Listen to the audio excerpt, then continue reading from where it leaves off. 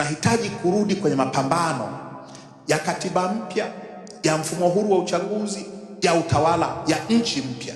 Ukisema unahitaji kurudi kwenye mapambano yapi unayomaanisha? Mapambano ya kudai katiba mpya. Kwa njia zipi? Kwa njia za kidemokrasia, maandamano, nguvu ya umma. Unaamini maandamano peke yake yanatosha? Umesema peke yake. Umesema peke yake, wala sio peke yake. Hakuna njia moja peke yake inayotosheleza.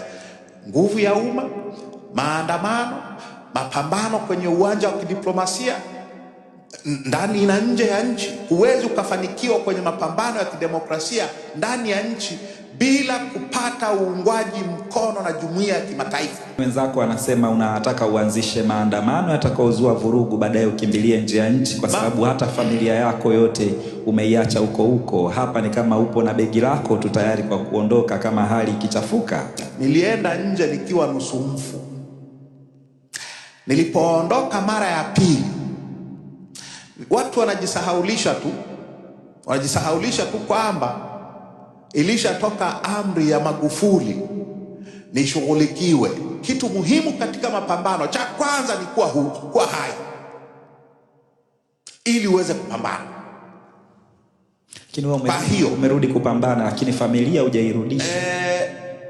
Mke wangu anasema hivi, baada ya risasi zote hizo zilizokupiga wewe, mimi sina amani tena na hiyo nchi.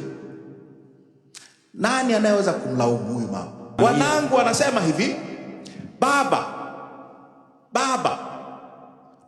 tulipokuja hospitali Nairobi ulikuwa na sura ya maiti.